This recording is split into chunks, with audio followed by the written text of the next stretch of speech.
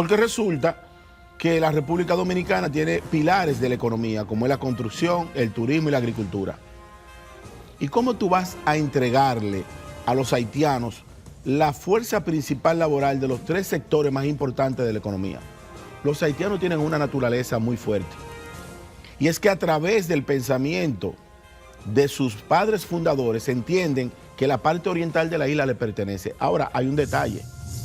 Aquí no hay espacio para regularizar a nadie, mucho menos una población que no tiene identidad. Pero no tienen identidad no es porque no quieran. Es que los haitianos no dan su nombre verdadero porque entienden que las tradiciones del vudú lo van a vender. Pero también paralelo a ellos veo todos los días un grupo de dominicanos traicionando a Duarte, que transportan haitianos en camiones, sonata, jipetas, camionetas, en el chasis. ¿Tú crees que es posible que nosotros saquemos a 20 haitianos en una tarde y que los traidores entren 200? ¿Cómo tú puedes levantar eso? ¿Y cómo tú puedes tener en un aula a 25 estudiantes, 23 haitianos y 2 dominicanos como hay en algunas escuelas? Eso es criminal. Nosotros le estamos dando los hospitales para que nazcan, las escuelas para que se eduquen, y al final estamos criando la traición más profunda del pueblo dominicano. Los haitianos son nuestros vecinos, pero los haitianos no son ni nuestros hermanos ni nuestros aliados. Pero esos haitianos que están en la calle pidiendo, no solo de la construcción, no solo del turismo, no solo de la agricultura. Entonces, ¿cómo tú puedes pedir regularización cuando tú tienes las calles invadidas de haitianos? Es muy peligroso cederle las armas de fuego a los haitianos para que ahora sean la seguridad privada de los supermercados, de las plazas públicas y de los laboratorios. El día que aquí exista alguna manifestación violenta, yo le pregunto a los dominicanos que le dan las armas a los haitianos, ¿de qué lado ese haitiano va a tirar? Nos acompaña el licenciado Anel Ferrera, como yo decía, es un hombre multidisciplinario. Él es mercadólogo, experto en geopolítica, politólogo, conferencista a nivel internacional, académico, inclusive ha sido profesor de militares. Y tiene una gran virtud, nacionalista y duartiano. ¿Tú tienes alguna expectativa positiva, Anel, con los trabajos que se van a iniciar en el Consejo Económico y Social y 6 mesas de discusiones para definir temas fronterizos, temas, y más que nada el tema laboral, que es el que le preocupa a los empleadores? Es la repetición del modelo de Saint-Domingue. Es tener una mano de obra grande, barata y sin responsabilidad social. La gran tragedia de la sociedad dominicana es que gran parte, no toda, pero gran parte de la oligarquía dominicana reniega a Duarte y no conoce de la Trinitaria. Si a alguien se leyera mínimamente el pensamiento de Duarte, no hablara de regularización de mano de obra haitiana. Porque resulta que la República Dominicana tiene pilares de la economía, como es la construcción, el turismo y la agricultura. ¿Y cómo tú vas a entregarle a los haitianos la fuerza principal laboral de los tres sectores más importantes de la economía? Pero además, el efecto residual de esa masiva invasión haitiana en el territorio dominicano, uno lo ve en las calles. Ya es insoportable la 27 de febrero los haitianos vendiendo perros chihuahua, domoncillos adulterados y hasta pidiendo en la cabeza del puente Duarte. Ellos han desplazado a los informales dominicanos. En todos los niveles. Pero ya empezó algo que no se veía. Ya hay lugares donde en algunos parques de noche hay dominicanos tecatos y haitianos también. O sea que hemos importado hasta la parte minusválida de Haití. Entonces, eso es insoportable. Lo que sucede es que este problema es cíclico. Eso pasó en el 1822. Eso volvió a suceder en el 1924, cuando llega Horacio Vázquez. Por eso es que Trujillo toma el tratado del 29, que es el tratado entre el presidente Horacio Vázquez y Luis Bornó, y hace un referéndum de entendimiento en el 36 entre Estenio Vicent y él, y le dice, yo lo único que quiero es que respeten la frontera, no hay problema, le vamos a dejar 6.500 kilómetros cuadrados, le vamos a dejar San Miguel de la Atalaya, San Rafael de la Angostura, Juana Méndez, Hincha, Las Caobas, todo ese territorio era dominicano. Y se lo dejamos con el mismo jueguito. Son pobres, déjalo. Son pobres, déjalo. Los haitianos tienen una naturaleza muy fuerte. Y es que a través del pensamiento de sus padres fundadores entienden que la parte oriental de la isla le pertenece. Ahora, hay un detalle. El pueblo africano haitiano nunca ha tenido pensamiento crítico de dirección geopolítica. No, siempre ha sido un pueblo guiado. Hay una mano oscura que rige el sistema de fusión entre República Dominicana y los haitianos. Y las dos grandes víctimas son los dos pueblos. Porque cuando estos pueblos se unifican o se acercan, genera violencia, genera un 27 de febrero del 44, genera un 3 de octubre del 1937 y va a generar en este momento, en cualquier momento, la llegada de la Segunda Trinitaria. Porque no es verdad que los haitianos se van a quedar con el territorio dominicano. Aquí no hay espacio para regularizar a nadie, mucho menos una población que no tiene identidad, pero no tienen identidad no es porque no quieran. Es que los haitianos no dan su nombre verdadero porque entienden que las tradiciones del vudú lo van a vender. Por eso es que los haitianos aquí tienen 5 nombres y ninguno es el original. Entonces, ¿cómo tú vas a acercar a una población dominicana que después del 1844 hemos podido avanzar medianamente en economía, agricultura, bosque, en avance tecnológico, en deporte somos una potencia, para tú mezclarla con la población más primitiva del continente? Con una población que cuando estamos hablando de inteligencia artificial, ellos están enterrando un gallo en la tierra con cal para discutir un tema geopolítico. No.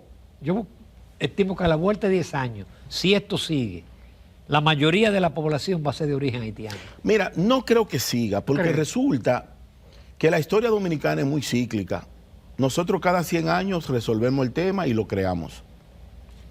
Trujillo, aparte de que la historia está muy mal contada, Trujillo se sentía muy bien con ser un militar y un potentoso de las tierras.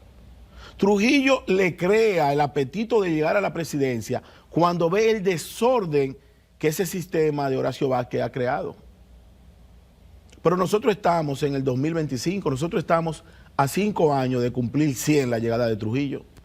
Y nadie ha visto que en cualquier momento, si la democracia dominicana no se pone de acuerdo, le va a dar nacimiento a un vengador social. Pero no es que quiera uno decirlo, es que será así. Y ha pasado en América Latina. Y va a seguir pasando porque, reitero, yo veo la labor que hace de forma efectiva el vicealmirante Lee Ballester, que para mí es un hombre honorable. Incluso veo la cantidad de informaciones que el presidente de la República ha manifestado en organismos internacionales. Pero también paralelo a ellos veo todos los días a un grupo de dominicanos traicionando a Duarte, que transportan haitianos en camiones, sonatas, jipetas, camionetas, en el chasis. ¿Tú crees que es posible que nosotros saquemos a 20 haitianos en una tarde y que los traidores entren 200? Es lo mismo secar el mar con un jigüero de coco. No lo vamos a lograr bajo ese sistema. Para nosotros resolver el tema haitiano, hay que hacer una revolución cultural que empiece con adecentar la juventud dominicana, que bajo muy raras excepciones está perdida en invalores. Aquí hay un segmento de la juventud dominicana que en vez de estar conchando en motores, están echando carrera en la 6 de noviembre. Están persiguiendo un sueño a través de la comunicación virtual y digital de querer ser artista y famoso para hacerse rico. Ahí sale un muchacho con una pistola en mano. O ser influencer. ¿Pero influencer de qué? ¿Influencer de quién? De los invalores, del dembow, del mueca dance, de la venta de droga, del lavado de activos. Aquí hay gente que cree que lo único importante en la vida es exhibir dinero, riquezas y vehículos modernos. Y le ha ido muy bien, porque hay gente que vendiendo los invalores se han quedado con 4 apartamentos, con jipeta de última generación. La mujer dominicana que se ha dedicado a estudiar, que va a la UAS, a UTESA, a la UNFU, a la Católica, bajo muy raras excepciones puede comprar un vehículo. No le va bien, tiene que romper el brazo. Sin embargo, el otro modelo social, el que es tarjetero, el que es engañador, promueve riquezas que uno no sabe de dónde sale, pero precisamente sale de esa ruptura cultural que hay entre Juan Pablo Duarte y la juventud dominicana del presente. Duarte origina 3 sociedades, Ramón. La trinitaria, la filantrópica y la dramática. 1838, 1840. La juventud dominicana no sabe ni quién es Duarte, ni quién es María Trinidad Sánchez, ni quién es Mella, ni quién es Luperón. La juventud dominicana no le importa nada. Pero tiene culpa el sistema educativo. Pero todo es una reingeniería, porque por eso yo digo que el problema haitiano no lo va a resolver el sistema actual. Nosotros jamás debimos levantar la solicitud de un acta de nacimiento para inscribir un niño en las escuelas. Exacto. Pero eso es todo parte de un plan. Porque el niño dominicano sí tiene que presentar su acta. Claro, y el acta de nacimiento es una identidad regular para tú saber quién está en el curso. ¿Cómo tú puedes levantar eso? ¿Y cómo tú puedes tener en un aula a 25 estudiantes, 23 haitianos y 2 dominicanos como hay en algunas escuelas? Eso es criminal. Nosotros le estamos dando los hospitales para que nazcan, las escuelas para que se eduquen, y al final estamos criando la traición más profunda del pueblo dominicano. Los haitianos son nuestros vecinos por un accidente histórico de Antonio de Osorio y de esa visión católica en contra de la Biblia luterana. Pero los haitianos no son ni nuestros hermanos ni nuestros aliados. La mayoría de las demandas internacionales en cortes internacionales por supuestos dominicanos, cuando tú haces el inventario del registro civil, son haitianos disfrazados de dominicanos que todavía son tan bárbaros, que no hablan bien el español y están solicitando en cortes internacionales que demanden al pueblo dominicano. Entonces, al final, uno ve la narrativa, el medio del Vaticano, las publicaciones en España, las opiniones de organismos internacionales, y todas esas cosas contrastan con la realidad de uno en el pueblo dominicano. No es verdad que aquí se persiguen los haitianos. Aquí los haitianos están haciendo lo que les da su gana en todas las calles. No hay posibilidad, como yo fui a un cine la semana pasada, yo entré a una sala de cine y era la mitad haitiana y la mitad dominicana, una sala de cine. Pero esos haitianos que están en la calle pidiendo, no solo de la construcción, no solo del turismo, no solo de la agricultura. Entonces, ¿cómo tú puedes pedir regularización cuando tú tienes las calles invadidas de haitianos? Y por último, es muy peligroso cederle las armas de fuego a los haitianos para que ahora sean la seguridad privada de los supermercados, de las plazas públicas y de los laboratorios. Porque los haitianos, cuando crea el pacto de Bois-Caimán, el 14 de agosto del 1791, utilizaron sus herramientas de trabajo como herramientas de lucha. El día que aquí exista alguna manifestación violenta, yo le pregunto a los dominicanos que le dan las armas a los haitianos, ¿de qué lado ese haitiano va a tirar? Y es cierto, los llamados guachimanes, la mayoría son haitianos. Pero es que nos han desplazado poco a poco. Bueno, nos desplazaron en los coqueros y no dijimos nada. Nos desplazaron en los ventuteros y no dijimos nada. Nos desplazaron en la construcción y no dijimos nada. Nos desplazaron en la agricultura y no dijimos nada. Nos están desplazando en las aulas y no hemos dicho nada. Ahora entraron al área de la seguridad y no hemos dicho nada. Nos desplazaron de los motoconchos y no dijimos nada. Nos han quitado el chofer de carro público y no dijimos nada. Entonces, cuando nos quiten la patria, será tarde para decir algo. Vamos ahora a un caso caliente, el caso del Jet Set. Libertad bajo fianza, una verdadera tragedia, la mayor tragedia provocada por el hombre.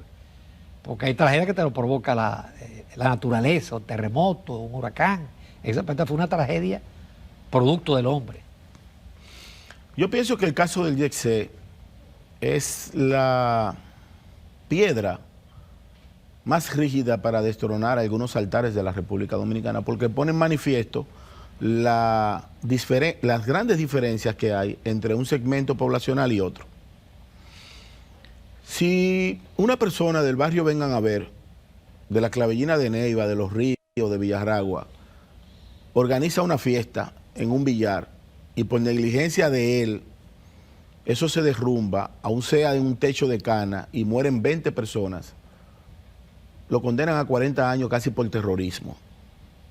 La justicia dominicana ha sido una justicia muy complaciente con el señor Antonio Espaillá. Y yo pienso que al final deja un mensaje casi espiritual de que la avaricia del hombre no puede llegar al punto límite de poner en riesgo la vida de mucha gente. Porque el negocio no solamente afectaba a los clientes, también afectaba a sus propios empleados. Entonces, un ser humano que no sienta ni padezca por sus propios empleados no merece el respeto de la sociedad. En el caso de Antonio, a él lo pueden absolver del caso mañana y ya su condena social está dada. Y su vida va a correr peligro hasta el final de sus días, porque no fueron chivos los que murieron en el YC. En el introito que usted hace, el asunto es mucho más profundo de ahí. En el caso de las 3 hijas del capitán Cepeda y la capitana Montero, ambos oficiales académicos que después de mucho tiempo de sacrificarse en el territorio dominicano bajo un entrenamiento riguroso, hoy dejan a sus hijas huérfanas, pero también murieron su abuela. Entonces, eso es una tragedia que todavía en el tiempo afecta a quien la toque. Hay mucha gente sufriendo gracias a la avaricia de una sola persona, que le habían dado supuestamente la solución del caso YC por 4.500.000 pesos. Era la solución para resolver el tema interno del YC. Y si Antonio pudiera devolver el tiempo, que ya no puede, él tiene los recursos para construir 40 discotecas nuevas, sin ningún problema. Pero dice la tradición bíblica que cuando Jesús iba entrando a Jericó, un señor pequeño llamado Zaqueo subió en un árbol y le dijo: Jesús, quiero verte. Y él le dice: esta noche me voy a quedar en tu casa, pero tienes que desprenderte de todas las riquezas que has acumulado. Hay gente que ni piensa, ni padece, ni tiene sentimientos más allá que su dinero. Y las cosas que están saliendo de las narrativas de los testigos, de que la hermana de él se preocupó por el dinero de la caja, sí, y que él se preocupó por el inventario de las bebidas, son postulados fundamentales para condenarlo socialmente. Perfectamente. Vamos a una pausa comercial. Hay un tema que es parte de tu expertise, que es este conflicto entre Irak e Irán, conflicto que, si se quiere, tiene hasta raíces religiosas. Pero eso usted tiene que sumarle Israel, Hamas, Franja de Gaza, y Ucrania y Rusia, que Don Trump dijo que en 24 horas resuelve, y parece que eso no se va a resolver por eso. Estamos de repente con 3 frentes de guerra, pero el que parece más peligroso es el de Irak e Irán. Definitivamente el conflicto de Israel e Irán es un conflicto... Yo dije Irak e Irán, sí, porque hubo una vez una guerra entre ellos, pero el conflicto de Israel con Irán es un conflicto que hay que verlo en 3 niveles. Primero, el aspecto bíblico-religioso, sí, el aspecto histórico y el conflicto contemporáneo, que son 3 elementos que entrelazan entre sí. Todo el mundo conoce en la República Dominicana que tenemos una tradición judeocristiana. ¿Quién es el padre Abraham? Abraham tiene 2 hijos, uno con su esposa, de forma increíblemente Sarai o Sara se desespera ante esa promesa del hijo prometido de Dios que le da a Abraham, que Abraham nace en lo que hoy se conoce como Irak, sí, cerca de la Mesopotamia, entre el Éufrates y el Tigris. Dios le manifiesta que le va a dar un territorio donde emana leche y miel. Pero como la esposa no da ese hijo prometido, le dice: échate con la criada, échate con la sirvienta. Entonces tiene un hijo llamado Ismael, que es el hijo de los que dice la tradición de las religiones de Asia, sobre todo de Oriente Medio y Oriente Próximo, que son los árabes. Entonces, en el caso de los iraníes no son árabes, los iraníes son persas, pero resulta que practican la religión del Islam. Los musulmanes son aproximadamente 1.900 millones de personas en el mundo, oscilan entre 1.800 a 1.900 millones de personas. Los árabes son 420 millones. Ahora, ¿de dónde viene el conflicto? Cuando se crea el Estado moderno, que es el Estado de Israel después de la Sociedad de Naciones, 1948, se crea el primer Estado judío del mundo, el Estado de Israel. En ese momento, Irán, que tenía una política pro-occidental, fue un aliado estratégico. El Shah de Irán. Sí, fue un aliado estratégico. El dictador le permitió incluso a algunos judíos viajar hacia Irán con un pasaporte iraní. El problema viene cuando llega la Revolución Islámica del 1979 a través de las guerras de los ayatolá. Ellos a partir de ese momento declaran una república islámica y establecen como principal misión la desaparición del Estado de Israel. Porque hay una contradicción. Los musulmanes que dirigen la República de Irán son musulmanes chiitas, no sunitas. Más del 80-90% de todos los musulmanes son suníes, que significa los que siguen la tradición del profeta Mahoma.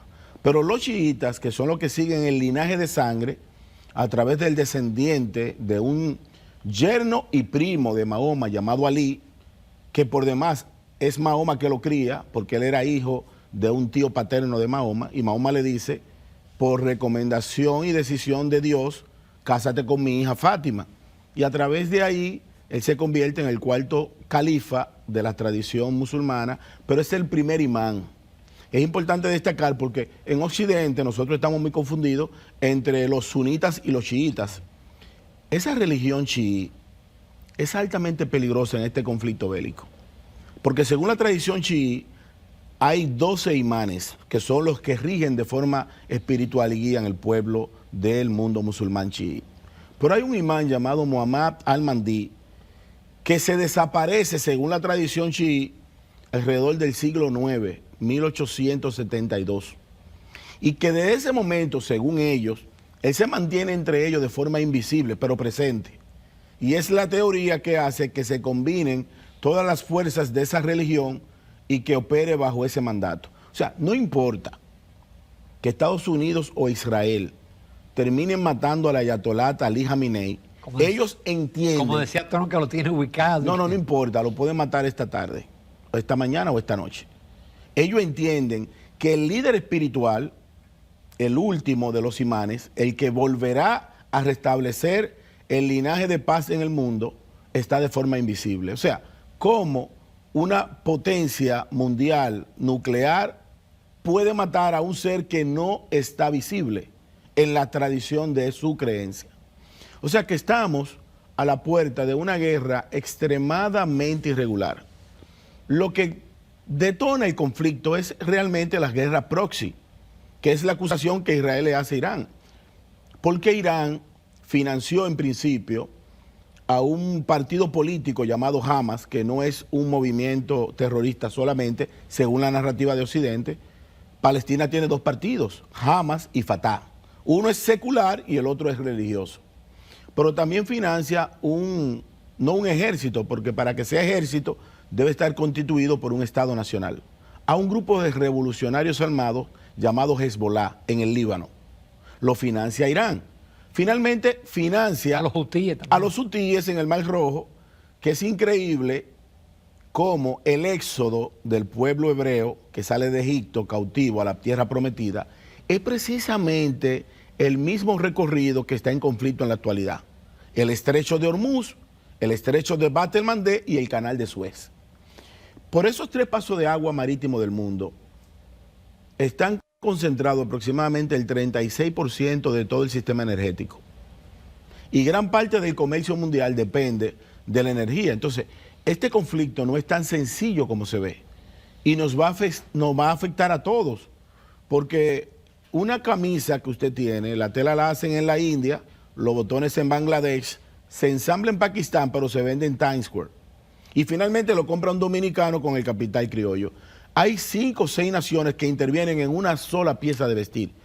Imagínese usted en la industria de los vehículos, en la industria de la tecnología. La mayoría de nuestros celulares tiene por lo menos 5 naciones involucradas en piezas internas. Entonces, este componente energético nos va a afectar a todos. Yo no creo que eso se va a desatar de una forma tan sencilla como eliminando el gobierno de los ayatolás. Ellos pueden caer. Pero todo establece que la tesis de que ellos habrían enriquecido uranio más allá de un 60% para llevarlo al 90% que se necesita para construir una bomba atómica, yo pienso que no es real. Porque si hubiese existido esa bomba, simplemente no lo bombardean. Ya Pakistán, por su parte, que también es un gobierno musulmán y que tiene 170 bombas atómicas, ha dicho que si Estados Unidos ataca a Irán, ellos van a desaparecer a Israel. Yo creo que todos los elementos de las profecías bíblicas, para el que cree y para el que no cree, están dadas las manifestaciones en la humanidad. Por eso yo he establecido que lo más importante desde esta posición del Caribe es nosotros hacer un plan y prepararnos para lo peor, aunque pase lo mejor. Aquí hay que hacer un plan urgente de siembra del campo dominicano, sobre todo con productos de ciclo corto, porque en una guerra nuclear o convencional, la realidad es que lo que se va a poner más difícil es el abastecimiento alimenticio de la humanidad. Y nosotros tenemos aquí muchas tierras baldías, muchas tierras ociosas, muchas familias que tienen tarea de tierra y por no ponerse de acuerdo están sin producción. Nosotros podemos hacer un plan estratégico para brindarle alimentación a todas las islas del Caribe insular, a ese mercado que Venezuela le suplía antes de la crisis del Partido Socialista Unido de Venezuela. Nosotros podemos venderle a Vicente, a Trinidad y Tobago, a Dominica, a Puerto Rico, incluso a Cuba. Solamente tenemos que hacer una alianza con los buques de bajo calado y hacer una estrategia porque todavía la República Dominicana no tiene marina mercante.